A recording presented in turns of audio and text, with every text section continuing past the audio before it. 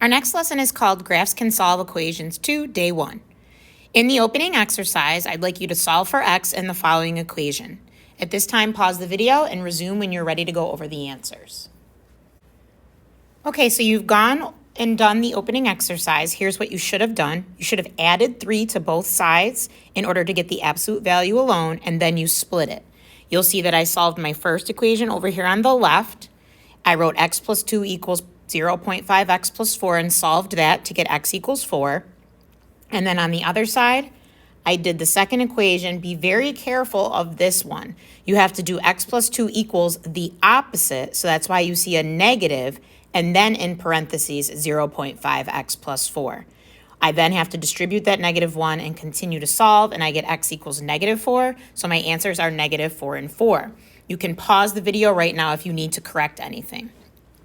Moving on to exercise 1, it says graph f of x equals the absolute value of x plus 2 minus 3, and then g of x, which is 0.5x plus 1. You're going to notice that they're the exact same pieces of the equation above. F of x is the expression on the left, g of x is the expression on the right. We're going to graph these on the same set of axes. In order to do this, you want to use your graphing calculator to get table of values. So now that I'm at my graphing calculator, I'm actually going to type both of these in at the same time. You can also type them in separate and do one at a time. Remember that the absolute value symbol is under math. Go over to number, and it is choice 1. Inside there, you would type x plus 2. Outside of the absolute value, you then have to make sure you do subtract 3. Then under y2, you can type the other one, 0.5x and plus 1. We can graph these by going zoom 6. You can see a picture of what they are going to look like. And then you can take a look at the table of values by going to second graph to see the table. They're just going to put the table side by side. So they'll share the same x column. Y1 is our absolute value function, f of x. Y2 is our linear function, g of x. Now, I will copy this table down with you back in our notes. So for x and f of x, the numbers we are going to write down for our table are x values going from -5 to 1.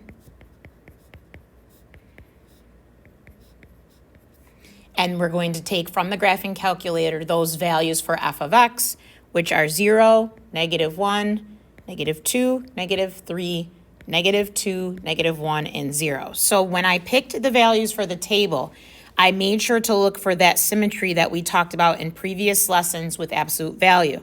This right here is the turning point, so we want to make sure we have that in the middle and that we build out from there. So now we can go ahead and make our graph.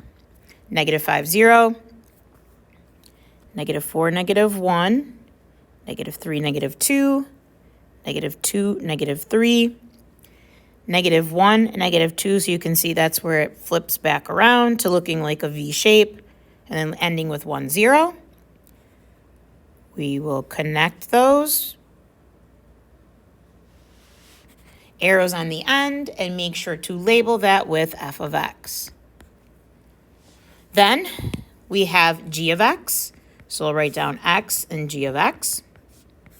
Again, using the table of values from your graphing calculator, I picked off coordinates that were nice to plot, so no decimals. Notice if you look at your table on the graphing calculator, there are some decimal values.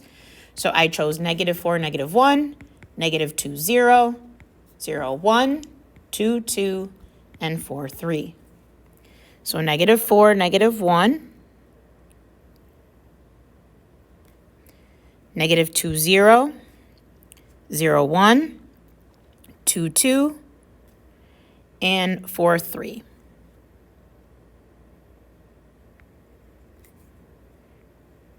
Make sure that you use a ruler for this so that it is completely accurate. My purple line is slightly off here. Should be right there, right there. Okay. So we have both of them graphed. We just want to make sure we go back in and label this as g of x. So then we're going to answer question A. When does f of x equal g of x? What is the visual significance of the points where f of x equals g of x? Well, where are they equal? When the two functions intersect. So if you look up here, we are crossing right here, and then we are crossing again right here at 4, 3. So when the two functions intersect, this will be the solution that is common between f of x and g of x. So that goes back to the work that we did with systems. We're looking for the coordinates that are equal for both functions. So the points of intersection means that those xy combinations work for both equations or both functions. In question B, it says, is each intersection point xy an element of the graph f and an element of the graph of g? In other words, do the functions f and g really have the same value when x is 4? What about when x equals -4? So let's go ahead and write this down. When x equals 4, if we look at the graph, we have y equals 3, and that happens in both of them. Now, it's not in our table for f of x because we didn't go that far, but we can tell it's a solution by looking at the graph. Okay, so it's in both graphs as the coordinate 4, 3. If we look at x equals -4, those are actually both in our table, so you can see they're the same there, -4, -1, -4, -1, as well as we can tell in the graph by that point of intersection. So x equals -4, y is equal to -1 in both graphs. And again, that's the coordinate -4, -1, and how it's representing. So now that we're completed with this, you can see that there's some similarity between our answers here and the answers we got in our opening exercise. -4 and 4 are the x values that are part of the coordinates of intersection. Now let's look at example 2. Solve this equation by graphing two functions on the same Cartesian plane. So this example is going to go from the beginning to the end in all full steps. So they're going to give you an equation that does not include f of x or g of x. They're just giving you the equation. Our first job is to split it up. So f of x I'll put as the equation, that expression that's on the left. And then g of x will be equal to the expression on the right. We would make a table of values for both of these.